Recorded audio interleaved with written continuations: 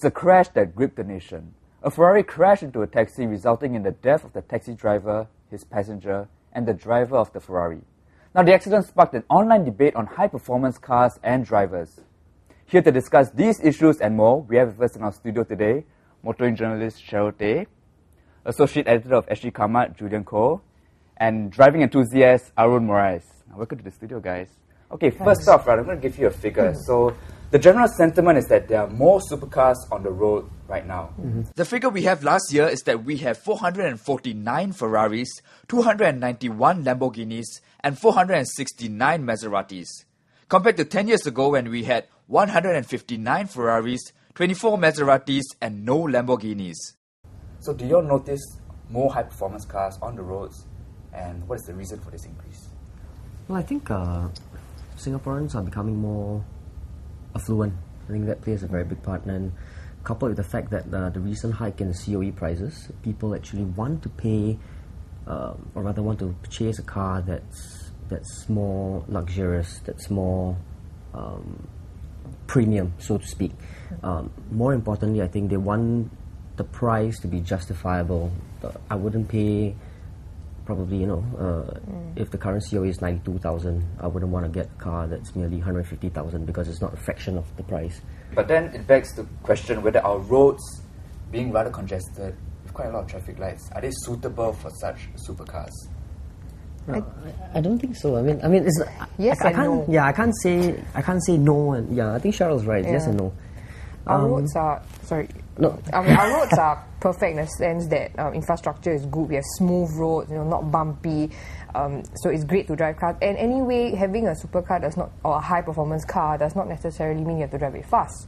I mean, most people probably buy it for the prestige, for the status, or just being in the car. And then when they want to drive fast at high speeds, they take it to a track, or they go out of the country where it is possible and legal for them to do it in a controlled environment.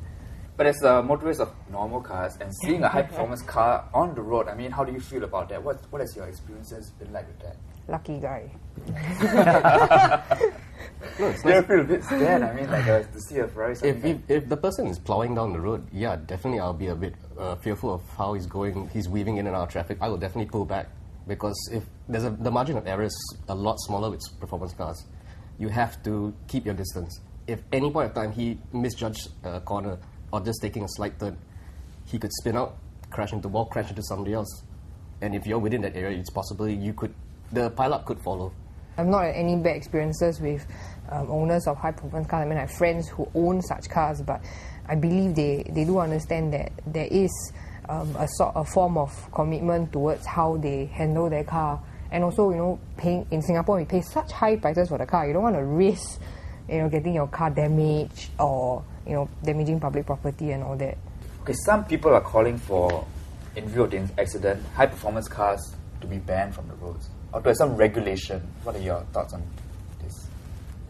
I'm not too sure if that's possible at the moment. I think if you want to ban cars, or rather that's not going to happen on the road,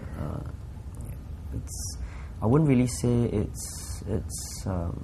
or rather I would say it's a little bit unreasonable, given that people are, like I said, more affluent, and they want prestige, like what Arun said, and if they can afford it, why stop them? The car is just a tool. It's more of how do you teach them to use the tools after that, rather than putting some form of restriction on not buying the cars or anything. It's going to be difficult, and I don't think it's practical.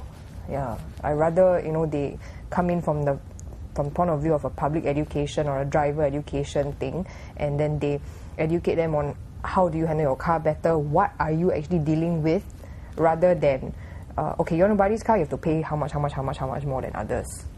Should drivers of high-performance cars go for compulsory defensive driving courses or special training then? Find out what our panel thinks in the next clip.